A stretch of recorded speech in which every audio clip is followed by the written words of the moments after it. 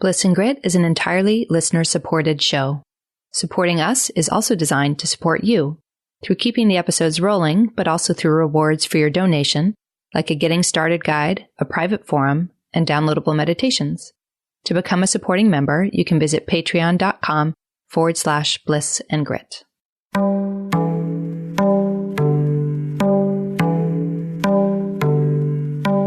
Hello, beautifuls. You're listening to Bliss and Grit. I'm Brooke Thomas, and I'll be joined soon by my dear friend and co-host, Vanessa Scotto. On the show, we are having conversations about the awakening spiritual path, and what does that even mean? What is a real evolution of our lives?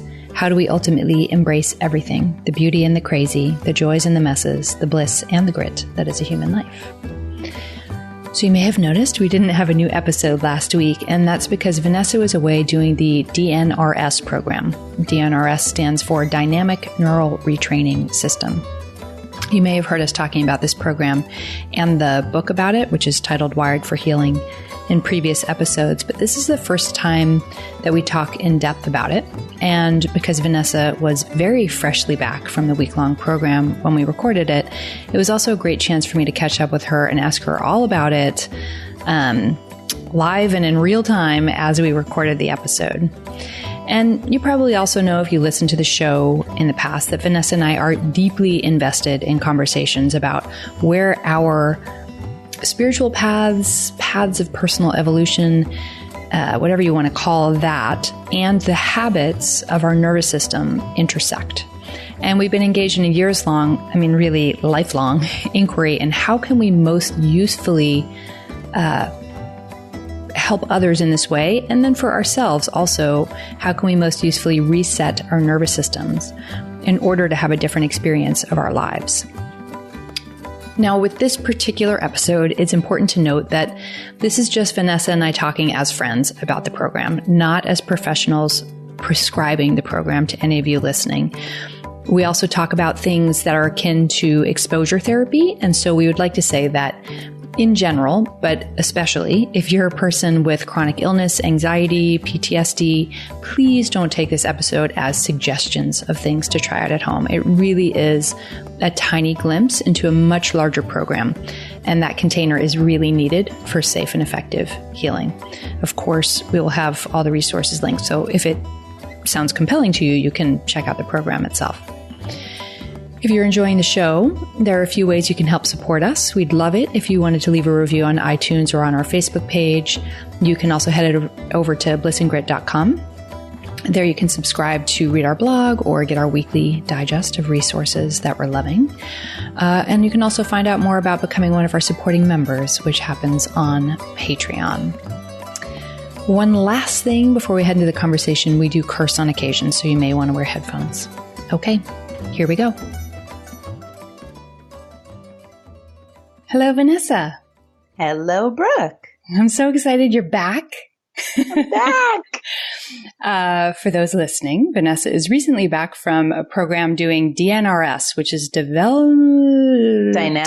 Neural Retraining System. Systems.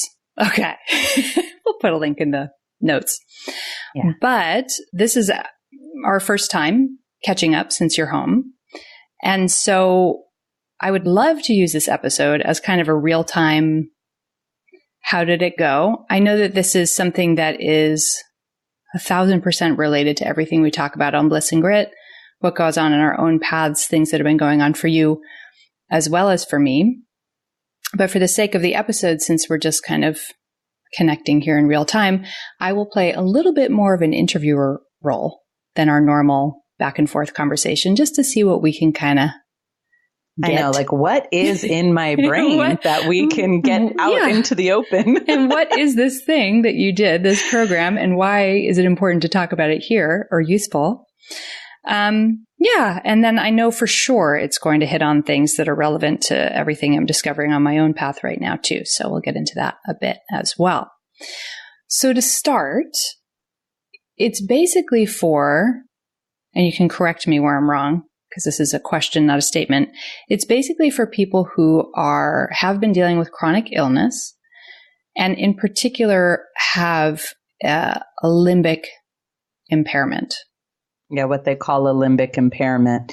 Yeah, so it's interesting. Chronic illness is probably the main theme. And, those chronic mystery illnesses, like either you have a bunch of symptoms, you don't know what the root cause is. You have fibromyalgia, you have chronic fatigue, you have food sensitivities, right? So how many people listening can relate to all of that? Or perhaps, you have Lyme disease, you had mold poisoning, you have chemical sensitivities, things like this. Also for PTSD and anxiety, depression, guess what? Suicidal thoughts, things like that could also really fit into this category. So I think because the woman who created the program, her name is Annie Hopper. She wrote a book that you and I have obviously shared a few times on the show called Wired for Healing, because her story was about recovering from this mystery illness that was chemical sensitivity and EMF sensitivity. That's what a lot of people come for like these mystery illnesses. But in reality, the brain science that supports why this could be helpful for illness also supports why this could be helpful for PTSD, anxiety, depression, all of those things that can come along with it. So, did you ask me another question in that? No, I was just saying that's primarily what you would describe it being for. Like, we're switching up our roles. So, how would you describe a limbic system impairment? And we're, talking on the fly here. So I don't mean like, what does the research explicitly state? I mean, how would you describe what that is? Yeah, we're just talking like friends, as if I'm sharing this with all of you guys. I mean, you guys are all really the first to hear about this from me besides my husband. I've barely spoken about it with anybody. And it's a term that Annie created, I think, actually, limbic system impairment. And I think the important part of her creating a term like this was to bring one's attention to the fact that many of the symptoms they're experiencing, whether they are psycho-emotional like anxiety and depression, or whether they're the physical ones that I listed before, that actually the root of all of them was this kind of like traumatic pattern in the brain, right? That the limbic system, in innocence, as we always say, for many different reasons, got taught to be in overdrive.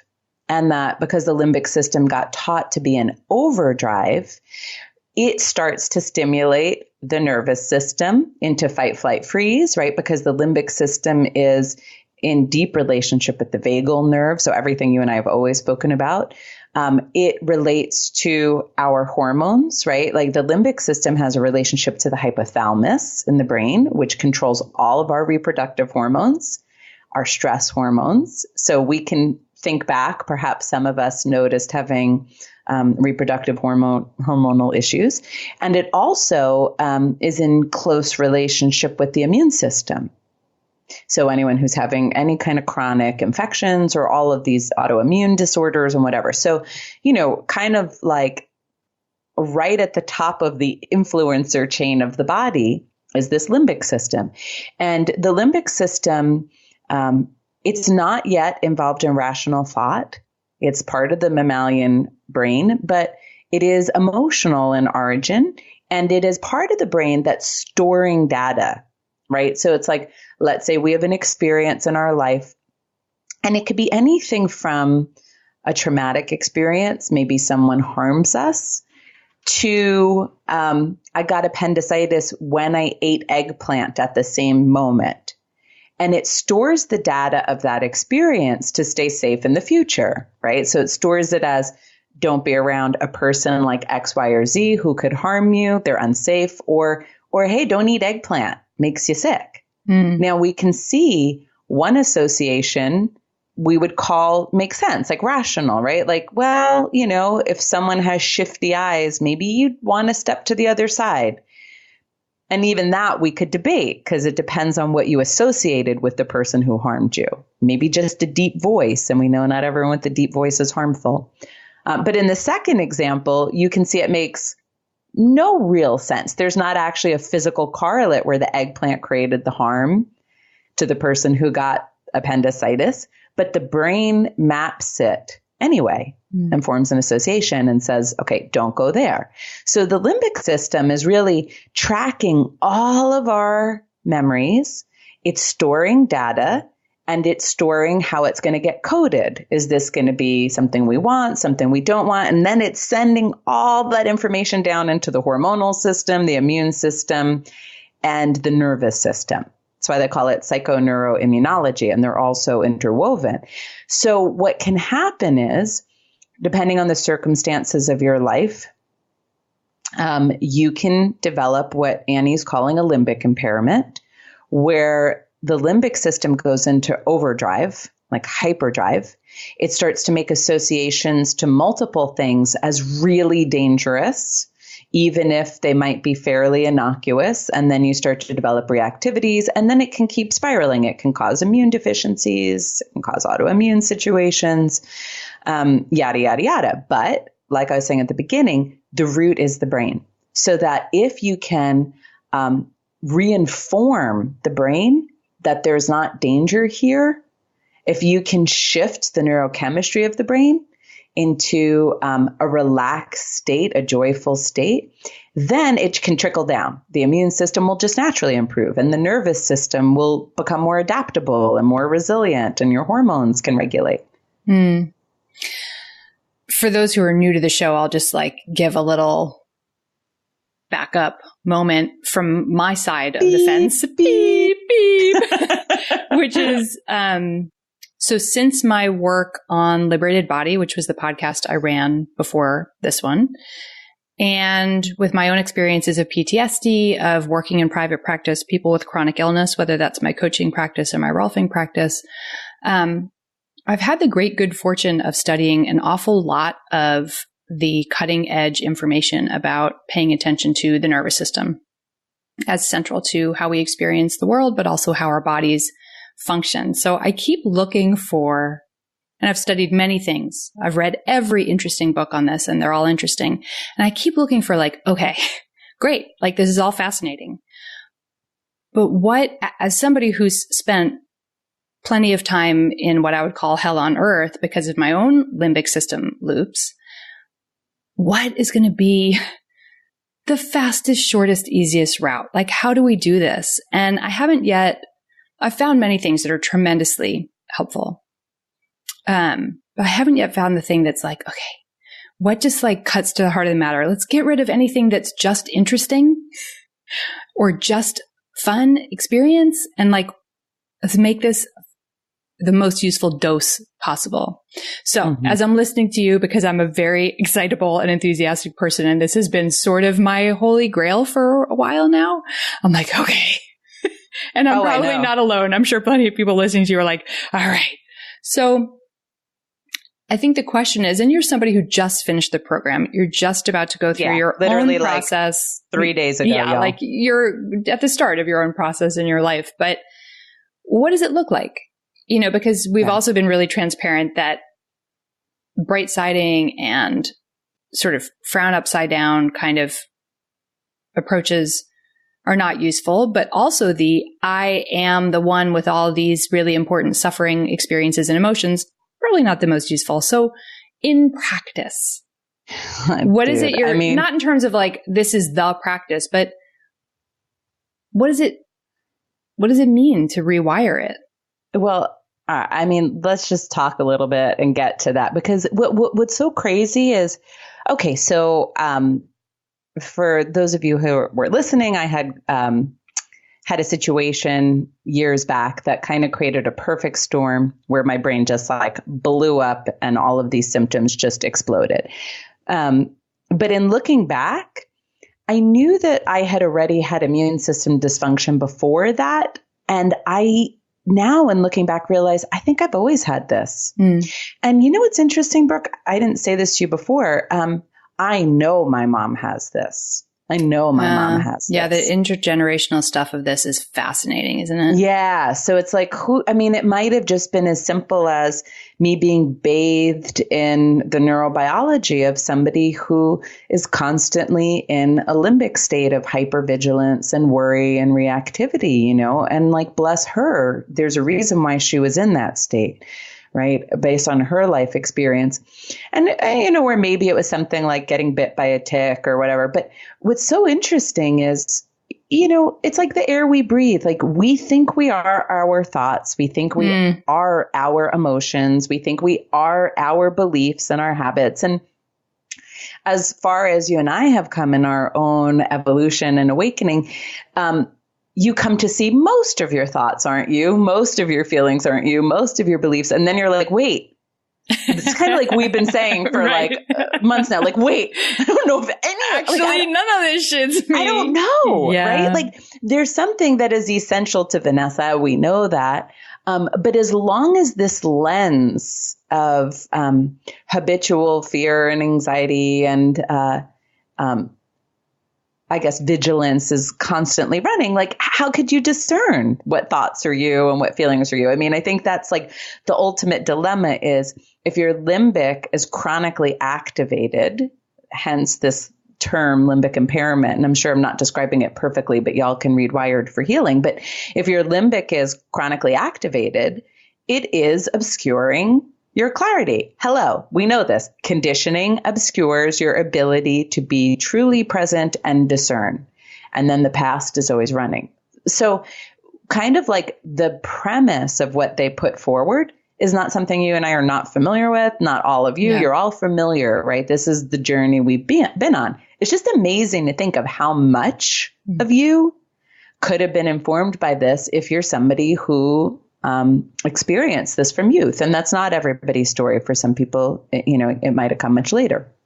So I think one of the interesting things that you and I have been talking about is, when I was younger, I was highly dissociative, which is one of the reflections of an overactive nervous system and limbic system.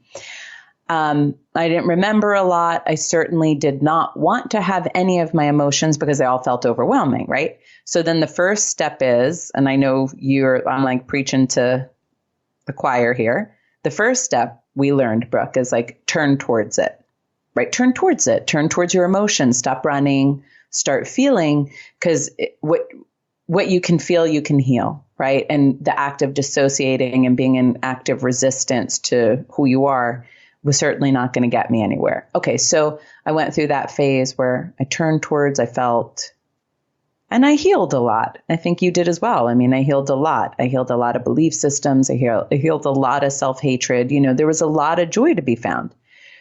But then I suppose we get to that point, and you and I have been talking about this on the show, where it's like, okay, all right, how much left could there be to heal? And yet, there's still something activated. There's still something running. There's still fear circuitry. There's still anxiety. And what you start to realize is just maybe continually turning towards it as if it has something important to convey to you is not a solution, actually. And then you start to wonder, could it be adding to it? Right? Could me continually looking at the activations that keep rising in my nervous system, could there be something to it? And you and I have spoken about that. And we're like, well, if you can bring love to it, that's a really beautiful thing. Now we're talking, right? That's what Matt Kahn really offered us when we first found him, was like, okay, I could turn to this painful part of myself, but not only that, I could dose it with so much love. Now that's getting closer to what the practice is here with DNRS, which is that at this point, what she recommends is, listen, y'all, this is clearly not me quoting her. She's like, gather around, listen, y'all. I've got a tale. I'm picturing her sitting backwards on a chair. Let's rap. In a rocking chair with like a middle school health teacher. I'm hip with the kids. Sorry. She's like, if you if you think you might have one of these limbic system impairments, which again, you can all read the book or go onto the website and suss out for yourself. But if you think this is happening, like, listen, this is very specific. Your nervous system and your brain are overreactive. You are hypervigilant. You are getting a cascading effect of neurochemistry, of hormones, of nervous system reactivity. And like, you know what? Take 6 to 12 months or 24 months to rewire your brain. And then you'll know what is important to attune to and what is not. Mm-hmm. But in the meantime, you really can't see anything clearly. And it's really amazing to see how many of your thoughts are just looping of this protective mechanism. I mean, in spiritual circles, we would call it the ego survival strategy or something like that. Identity making, believing the stories of who you are, all that. Yeah. The crazy part as people like you and I of beginning, like, how do we do this in practice was that you are not allowing yourself to any longer pay attention to the emotions, the narratives, the stories, the health symptoms, if you're someone with chronic illness, and you are actively diverting your attention away from them. I think what comes up from the ego, or at least what I could hear my ego saying, right, would be a kind of response like, well, what will be missed? What will I miss? Right. So it comes from a place of vigilance, like, well, then I won't know if I'm in a bad situation. I won't know if I'm eating something that's making me sick. So I guess I'm just curious if we can respond to that. And again, you're a person going through the program. I mean, you're not like the expert on the program. Hopper is going to respond. So you and better. I can talk about like what is so interesting, because as I think about like, well, what's the argument against that internally in me specifically? Mm-hmm. And it's like, oh, well, what important thing would I miss? Well, I mean, that's the limbic brain. Right. I mean, according to the way that they would look at it, as I understand it, is like, yeah, and that's a limbic loop. That's a perfect example of someone who has a limbic impairment. Yeah, which I for sure the way the brain works. Yeah. I mean, really, like the limbic system being all about survival, right? Mm-hmm. Has come to be very overactive. It has just been working 9 to 5. Like it is like nonstop working, right? Yeah. And so it's always going, but there's this thing. Now, I mean, listen, I don't understand everything, and y'all don't go out and just like eat gluten if you have celiac, because there's a really specific process that one wants to go through. Because really what Annie was getting at is that, if I can say what I interpreted anyway, is like, hey, listen, it's not that you don't have an issue with certain things. It's that you can no longer discern what's an issue and what's not. And part of it is because your issue has developed in the limbic brain. And then it's telling the body that this is a problem. So it's like, okay, lots of people are born celiac, and maybe they're always celiac. I never asked about that. I don't know the case, but like a lot of people just had enough trauma happen, had their immune system get dysregulated as a result of a limbic loop, and then developed a sensitivity to gluten in the brain. And that it's not, I mean, this is what's kind of revelatory about it, that it's not like a neurochemical thing.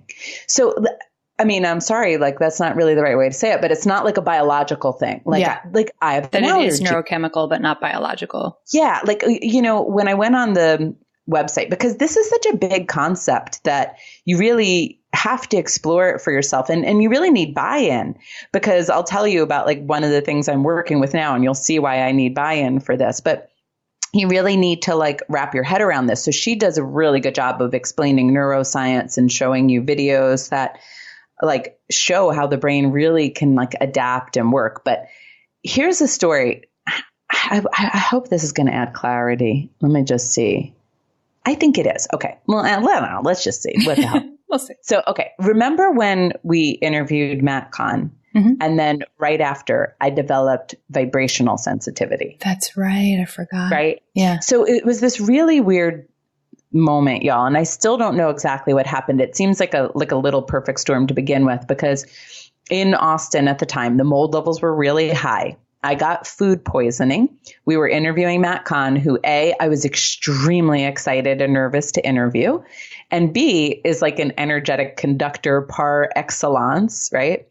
And all at the same time, my air conditioner in my house was getting fixed. Okay. So I'm all kind of in this like heightened state, I think, is really what was up. Even if it was excitement, it was just like uber heightened state. And I run a lot of adrenaline when we interview people. Yeah, me too.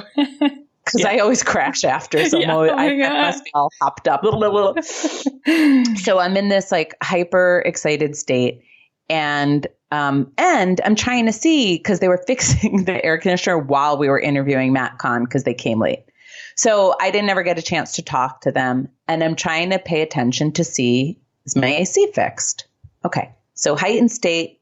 Now my mind is going out and searching for data to see, is everything okay with my AC? And I start to notice that I can feel every mechanical vibration in my house. So to me, I lay down and I go to sleep and the whole bed is shaking, like a bed that you put coins in and it's like money operated and the whole bed's shaking. And I feel it everywhere. And I'm like, oh my God, they screwed up my AC. It's vibrating my whole house. Like, we have a real problem here. I'm calling my husband. He's traveling. I'm panicking. And I am in terror. I am panicking. Like this is, and you know, you can see it really clearly in retrospect, but like I can see now there's like a real loop running. So I leave my house and I say, I'm going to stay at a friend's house, because I really think it's probably the AC though at this point, but I'm not 100% sure. But I feel it at my friend's house. I feel it in the movie theater. And now I'm thinking, I got superpowers. And I'm thinking, maybe Matt Kahn gave me superpowers, like by talking to him, like he opened up some energy conduit. Like, I don't know, right? But I have superpowers and I can feel every vibration in the world, right? And my AC guys come over, like my last ditch effort. And like, y'all would just die laughing if you saw this scene of me going, no, you don't feel that vibration? And these two sweet men getting real close to the wall, like desperately trying to feel this for me. And like, they're doing anything they can to fix it. And I'm like, oh my God, it's in my head, right? It's in my head. There's not. So, okay.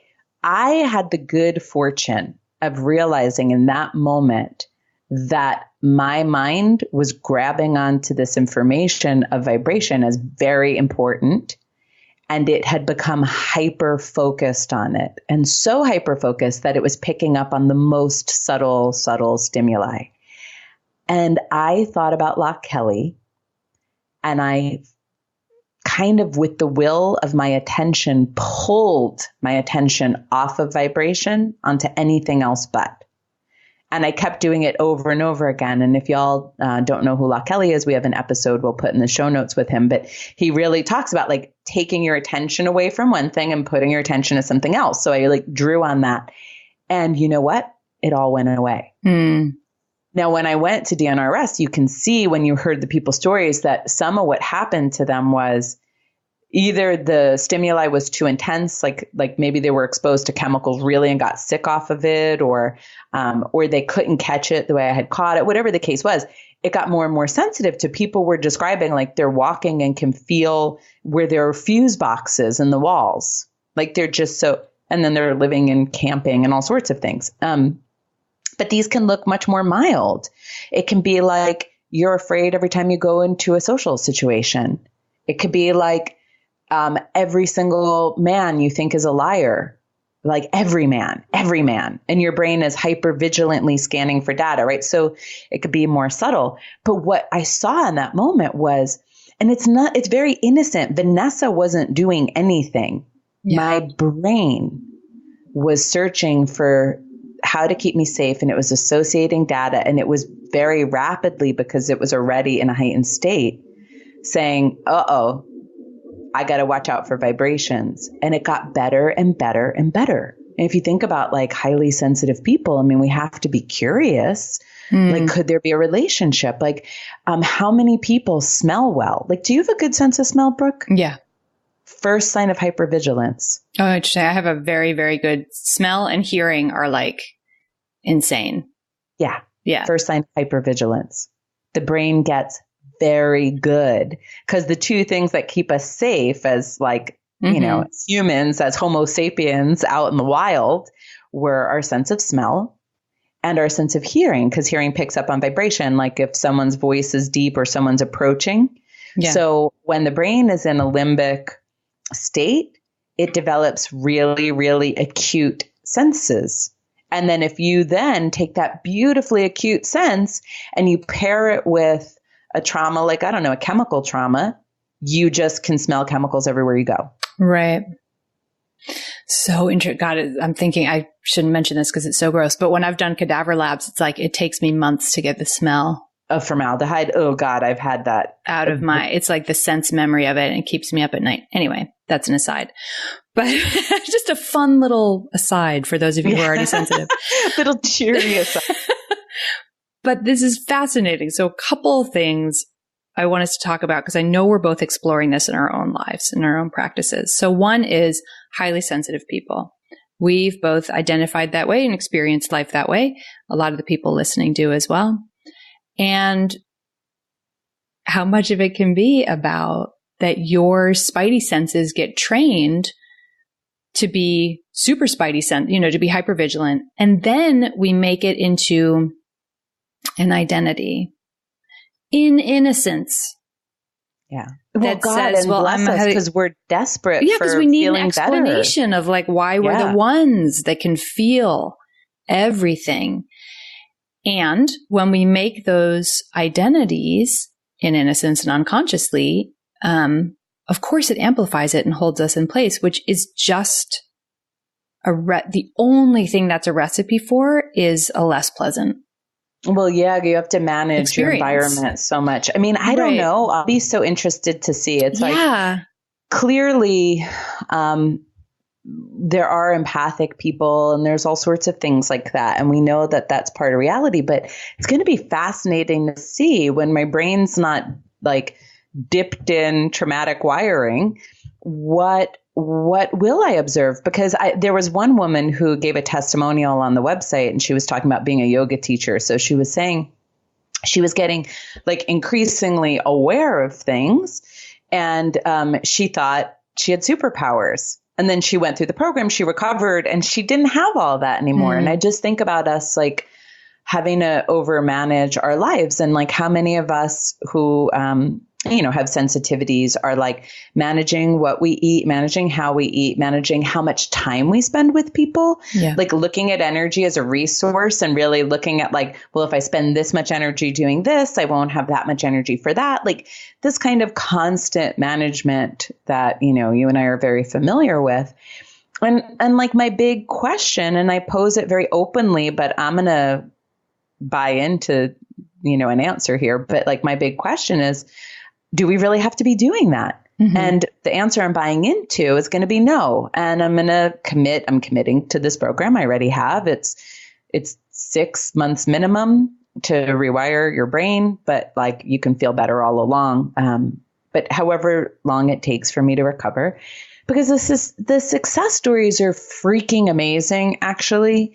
And also because I get it. I think this makes perfect sense. And like you and I were saying before when we were talking, I don't know if it would have made sense to me a year ago or 2 years ago the way it does now. And I don't know if it'll make sense to all of you listening.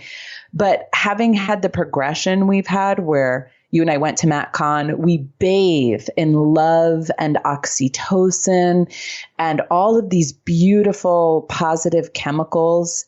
And we feel transformed. I lost all my shame. We've lost anxiety. We've seen the light. Like we bathe in it. And then we can notice the way the brain starts to track back to these old pathways, right? And then we had David Thomas on. We've been talking about it and conditioning and realizing all these things. So, to me, it makes perfect sense. And I used to think this wasn't spiritual because, I've said it before. I kind of divided out bodily processes as like, not the stuff of spirituality. But to me, I'm like, this is the next frontier in my spiritual development is to be helping my body desensitize its stuff to all of the associations it created as dangerous that aren't, right? So some are, right? And maybe you'll know those, but like, can you really trust it when your brain thinks like everything is dangerous, even normal stuff? Like I have an allergy to bok choy. Like really? Bok choy? It's not dangerous, you know?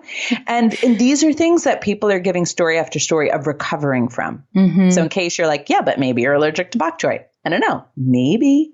Right. But what if I'm not? But what if my brain just associated a pairing? Yeah.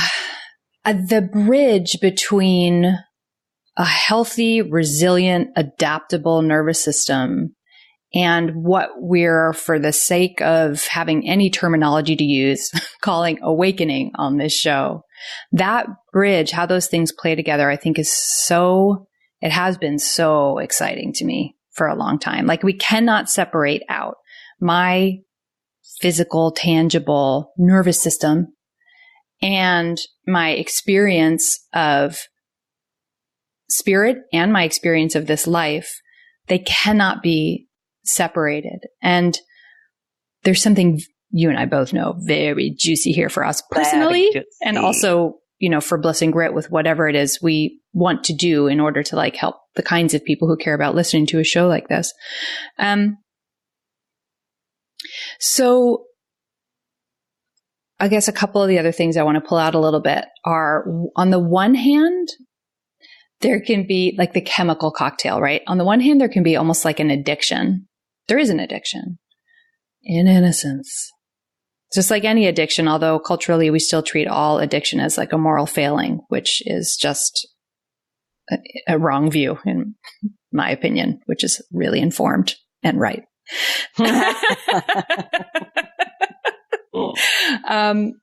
And how do we give ourselves something else? So maybe we'll just touch a little bit on the addiction piece. And I'll just say for myself, that as I spend more and more time in, for lack of better words, what I would call heaven, I notice that I have a very intense addiction to reading the news. And when I say very intense addiction, I mean addiction. I don't mean like, oh, it's a good idea to watch the news once a day. I mean that I'm checking 5 different news websites every 10 minutes if I can. Wow. So yeah. And I'm an addict personality, you know, so in the past it could be with alcohol. I'm sober now. It could be with sugar. Sometimes it still goes there. But right now my drug of choice is really bad news. And that's really interesting because I have enough awareness, right, that I can watch myself do it. And I'm not so pulled into it. It's more like watching the movie of me doing it. And it's like, this is so interesting because the more time I steep in heaven, the stronger this addiction gets. And it's because there's some part of me that's pulling to feel that familiar sensation of terror and despair. Yeah. It's just a straight up addiction because I know addiction so well. That's my current addiction. Right. Because it ultimately doesn't lead you to a good place, but you can't stop yourself from doing it. Right. So could it's just like, see the compulsion. Need the hit. Yeah. It's super compulsive. It's funny. It's like, I think it was when we were in Portland with Matt Kahn in September, he was talking about the ego as a compulsion. And I could see so much when it's just my filter and my lens, right? But when I was in this week with DNRS, I was like, right, this is a lot of the stuff. Like I could just change this language and make it like a Matt Kahn spiritual talk, right? But like it was the same idea, like your limbic system. That's what she's describing it as, but we could call it from spiritual language or from Matt Kahn's language, like your ego survival strategy. And there were even things like Matt has said, like, your ego has to stop trying to understand. It'll never understand. Right. Well, the same thing when you have a limbic impairment, you're like, okay, but why? And like, you'd rather ask all these questions than do the practices that they, you know, are ultimately going to recommend for you to do, which I'm not going to describe in detail because you just kind of have to go and see it. But I can describe like the broad, gist of it. But the addiction part really fascinated me too. I think in our language episode, we were talking about how we had heard in neuroscience that if you repeat the same story more than 3 times, you are creating a positive feedback loop. And that we had heard that spiritual teacher, Maureen St. Germain, say something similar, like don't repeat a story more than 3 times. And I understood that, but it never struck me as powerful information. Like maybe it's just, I didn't know what to do with that information. Right. And sometimes it seems like we have to keep telling our story because we can't find the right help. So I just was like, okay, it's interesting, but whatever. Well, one of the things they were talking about last week in this program was that when the brain is accustomed to being in this hypervigilant state, when it's in a state of limbic overactivation, for whatever the origin of that was, it secretes certain stress, we could say stress neurochemicals like cortisol, adrenaline, and norepinephrine. And that over time, the brain becomes habituated to those neurochemicals. Mm-hmm. And like anything, if it becomes habituated, just the same way as a brain can become habituated to caffeine or sugar or heroin or morphine or all sorts of things, if the brain becomes habituated to it, it's constantly trying to recreate the state that it thinks is the place it wants to rest in, right?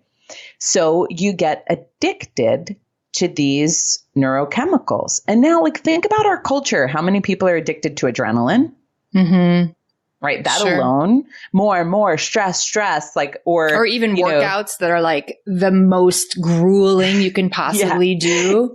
Yeah. Even if your body's breaking down, and it's clearly not a healthy choice. It's like, it's a pull for an experience. Or the typical adrenaline junkie, like got to keep jumping out of buildings sure, and, right. Motorcycle races. Right. And it takes more and more to get adrenaline. So you have to keep upping it. Right. So we can see societally, we have a little bit of that running, but in this particular case, it's like the person becomes habituated, their brain, not the person. This is what's interesting. It's so helpful to separate out like Brooke is addicted. Like, no, Brooke is a fucking goddess who has no intention of like running on stress chemicals whatsoever, but her brain has become habituated and is just completely out of her consciousness reenacting a loop, right? But we can start to become aware, and then that's really helpful. So I never would have pegged myself as somebody who was running this level of stress chemistry. Now, that's kind of funny because obviously that's an identity issue, because in reality, I have always had a lot of anxiety. So, duh. But, I'm also very happy, very joyful, quite ecstatic a lot of times, very happy-go-lucky. And especially in the last year since I lost my shame loops, I'm happy a lot. And yet, when I started following some of the principles of this program, so there's basically 2 principles. One is you turn away from all of the things that will keep remapping the neural pathways that your brain has been sliding down so that you can create new neural pathways and new associations. So there's a lot to that, but that's like one of the steps. And then the second is you turn away from negative stimuli and thoughts and narratives and all of those things that would keep your brain flooding with stress neurochemistry. And instead, you do all the things, including this beautiful practice that they teach you when you go.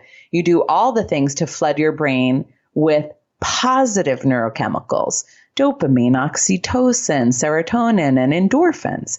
So, there's a very specific practice you have to do, and you have to do it an hour a day, because we're talking about rewiring your brain, right? Like, and crazy things have been done. Like, they showed so many videos of people who, let's say they had a stroke and they lost use of their left arm, and a doctor would show that if he put a mitt on the right arm so they couldn't use it, that eventually they would develop the neural pathways to use their left arm, because it wasn't that they couldn't, it was that at some point they couldn't, and then they thought they couldn't, Yeah. And it's just easier to use what they can use. And it's easier to use it. So they overdevelop one side and they like lose the pathways on the other. But if he kind of put them in a position where they had to, they would develop the pathways again. I mean, the brain can do amazing things.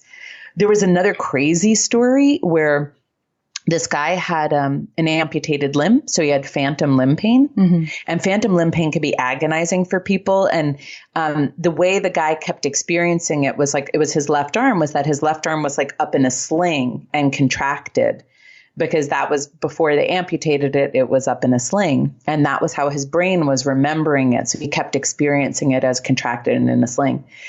This neuroscientist like did this crazy thing. He designed a box with a mirror in it that the guy could look into and see his right arm move. And it looked like his left arm was moving when his brain looked at it, and did all of these things. So he'd move his arm and his brain could see his arm moving. So it'd let go of the contraction. Yeah. And the pain goes away. That's how crazy this is. I know, that treatment's amazing. It's crazy, right? So it's not Brooke and Vanessa and all of you are addicted to stress neurochemicals. What's the matter? Right. I love despair. You're such a downer, or you're so hard to heal, or you have more blah-de-blah than whatever. Yeah, you're so stupid. Why are you thinking those things? Right. It's not that. It's like the brain, this magical, mysterious organ, is doing this. So, you know, you want to like give it a lot of positive neurochemicals, and you want to start to avoid the things that stimulate all of those stress neurochemicals. So you could break the body's habituation, and the body has more neurogenesis, like more ability to redevelop itself in a positive state, like wired for joy, like we've talked about before. Okay.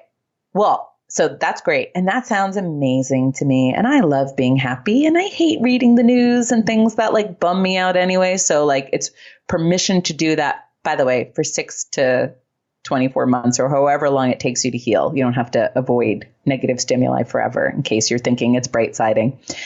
And as I'm doing it, I can see how addicted my brain is to stress. It is fighting to bring up a painful story, an icky feeling. And and now I'm recognizing why I said some of the things I said. A couple of weeks ago when you and I were talking about language, I said something like, what am I supposed to do? Be like happy all the time? And when I said that, really what I meant like was that would be exhausting. Like, wouldn't that be exhausting to be in a good mood all the time? P.S. It's not. It's actually your body's optimal state. That is part of how my chemistry runs. I get big doses of ecstasy, then I crash, and then I get to be a little moody and a little tired. And like, I'm hooked. And like, I see it's like, it's fighting. Now, I'm only, I don't know, like 6 days into the practice. And I imagine like any habituation that will eventually start to fall off, and my attachment to the positive neurochemicals will eventually start to begin.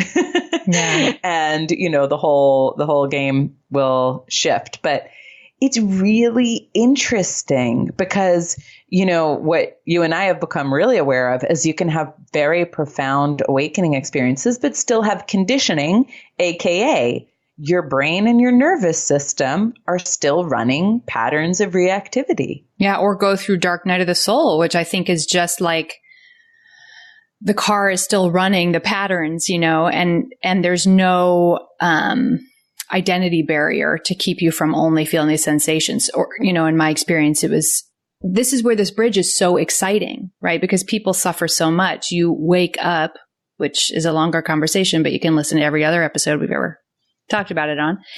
And, you know, in my case, what was left were just constant feelings of terror, absolute terror.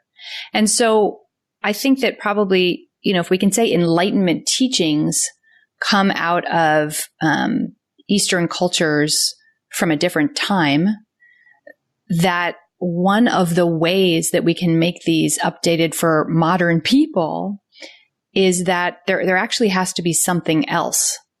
You know, like all the conditioning and identity and believing the stories of you, all that can drop away. But actually, we're in a culture that is vigilant, that is fear-based. There's not large safety nets. There's not large communities that we live in that are static, meaning like we stay where we grew up and blah, blah, blah. We don't have a lot of the safety nets that older Eastern cultures had. And so we're waking up in a culture that has a lot of trauma, despair, contraction, fear for sure, not as much safety net, blah, blah, blah. And we need something to come in to heal the nervous system. Like you're saying, that we need to dose it with a different kind of neurochemical cocktail, or else my opinion, I don't know this is true, is that we can experience very intense and I would say maybe totally unnecessary, maybe dark nights of the soul, where basically what we're dealing with is a limbic loop that we actually just got way more intimate with because a whole bunch of our ego constructed barriers go away. And then we're right. just And like, because if you start to feel light and happy and love, your body just starts to fiend for the other state if it had become habituated to it. Or it feels like a threat. Like when I opened wide up and felt like heaven, then it turned into, I'm lost in space. I'm being swallowed by emptiness. This is my life now. I can't function. And, you can see how in a limbic loop that would be interpreted as a problem. Yeah. Well, because if you think about it, right, like no matter what, we're still humans. So even if I've been unhealthy, I still have my awareness. Like even if you're in an addictive loop, you still have awareness. There's still something that's not of this body. Mm-hmm. But our ability to experience reality comes through this body. So if you have a hyper-vigilant limbic loop running, you're going to interpret awakening through it. You can't help but, because you can't think about it without it running through that circuit. You just can't. So, you might be able to experience freedom for some point of time, but as soon as you go to reflect on it, what is this? What does this mean? Is this awakening? Like as soon as you go to reflect on it, you're going to have to pull it through. Like Neelam said something like you can pull it through the old conditioning, right? Well, what is that? You're pulling it through the neural networks and they're going to do what they do with it. Like, this is obviously bad news. This isn't familiar. This feels like when, and it, it's just using all those old associations. So, I mean, it's super interesting. And what's funny is all of these times you and I have talked about the nervous system, which I remain fascinated with, and the vagal nerve and social engagement system and all that. I mean, no one's talking about the brain.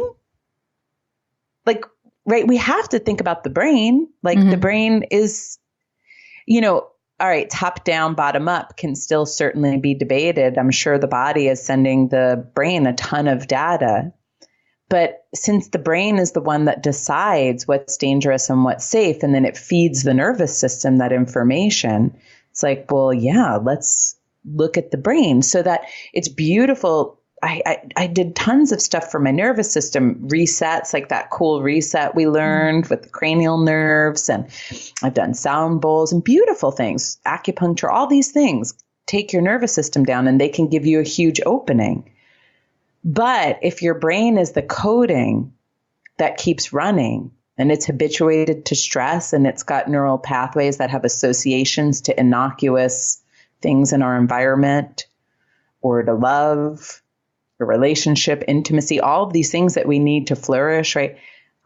It's going to keep regenerating itself. Yeah. It's almost like that's what I noticed. Like I blew open in that first retreat, Matt Kahn, and that lasted for quite a while. And in some ways, some of it did still last.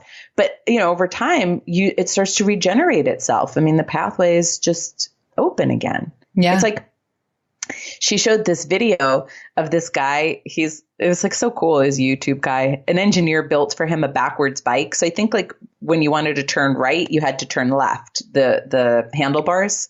So the handlebars went opposite what you've ever known. So he tried to get on the bike. He's like, I'll figure it out. Could not. Falling. It took him 8 months of every single day, 5 minutes a day, practicing this new way before he could ride it. It took his little 6-year-old boy much faster. Right. But there was still a learning curve. Okay. So he finally does it. Ta-da. Right. And then he goes to ride a regular bike and is falling all over the place. Right. Can't do it because the brain had like mapped, this is how life is. But it only took him 20 minutes to reopen that pathway. Interesting. Right.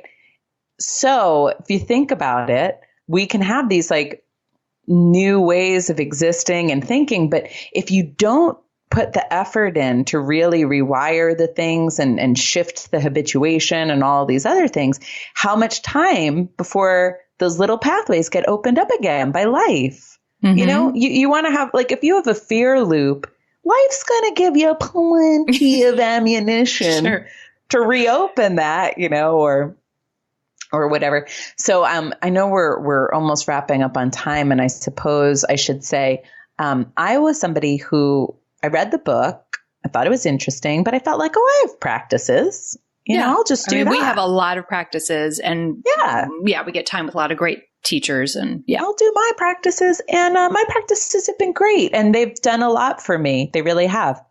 But there are these things that they haven't done that were remaining, right? And so I went in thinking, I'll do my practice, like just with that very, like, I'm an expert and I'm going to make it even better. And when I got in and I saw what they were offering, I'm like, okay, you know what? Why would I try to recreate the wheel? They're offering something really good. I'm saying this in case some of you are like, oh, okay, great. I'll just do a little bit and I won't watch the news, and I'm going to like think happy thoughts and like, I'm going to do my body scan practice. It's like, no, not really. Funny other thing, if you are hyper vigilant to your internal symptoms, she was like, don't body scan right now. I had to stop, remember? Because it just made my terror so much worse. Yeah. So it's like, okay, you know, Good so there are things that are neuroscience that are interesting. And also, like, it takes a minimum of 6 months to change your brain. It takes that hour of practice she's recommending every day. Yeah, it takes like an extreme, it takes so much dedication. I mean, I have to change the conversations I have with people. Like if they're tossing me something that's real tasty to my stress brain, I have to divert the conversation. Yeah. I mean, so there's like quite a bit of things. Like, let's say you decide you want to engage in this program. You're going to have to break your news addiction. If your friends want to get into a tasty conversation about how the world is falling apart, you know, you have to not have that conversation and like dive in. So it's quite a bit to like change your brain, but think about it. You're changing your freaking brain.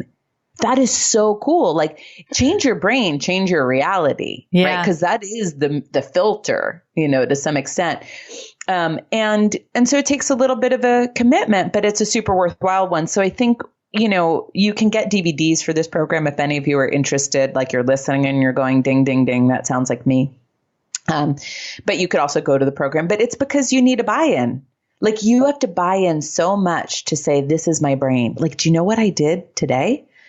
I had to smell mold and then do this practice that then floods my brain with positive chemicals to break my brain's association with mold is the Antichrist. Right.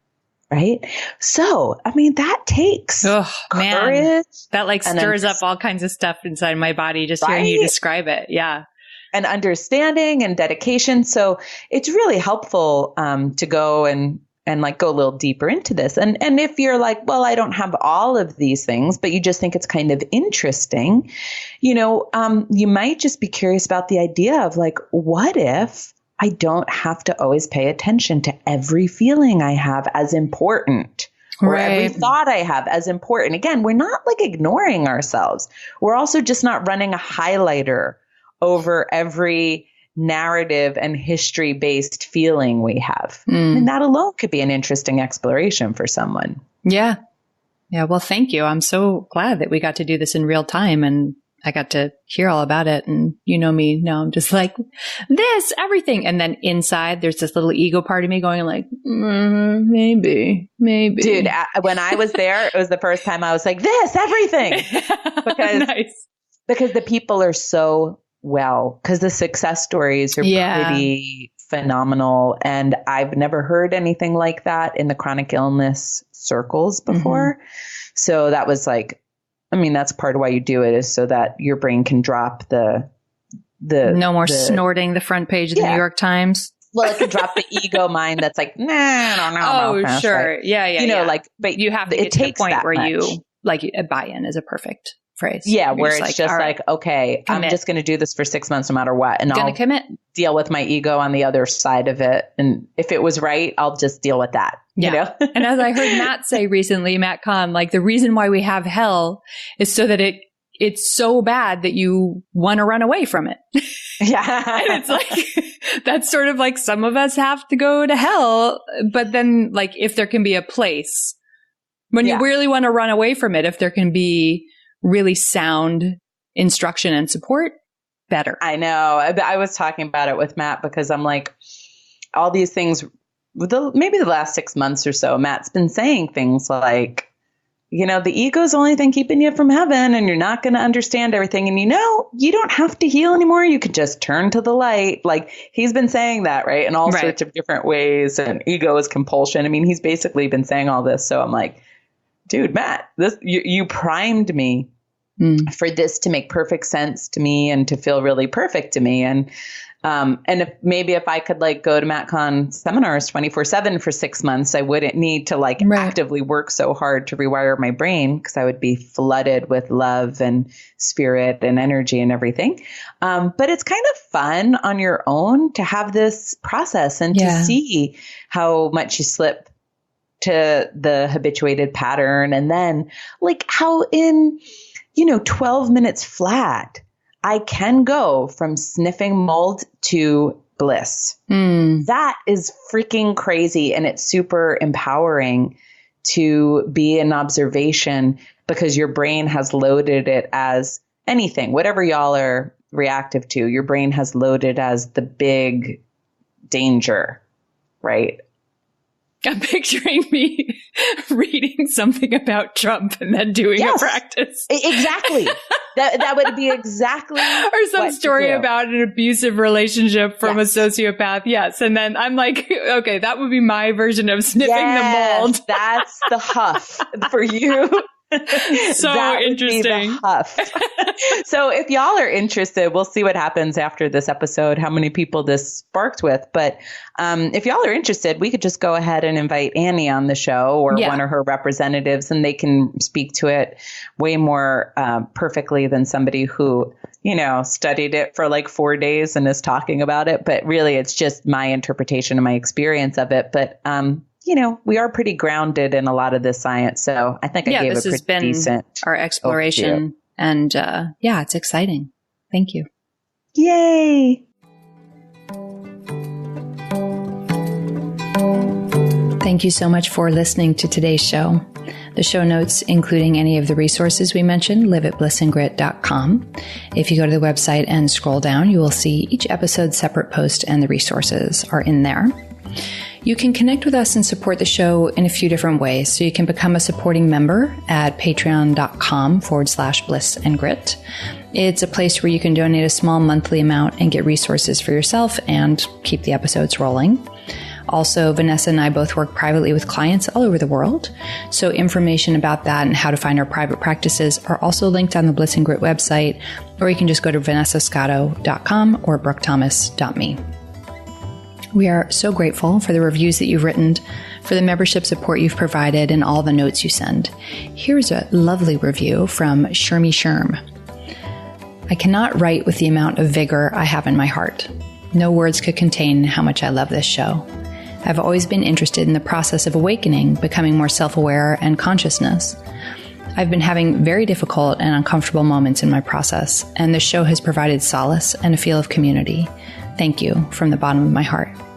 Thank you so much. And we'll be back next week.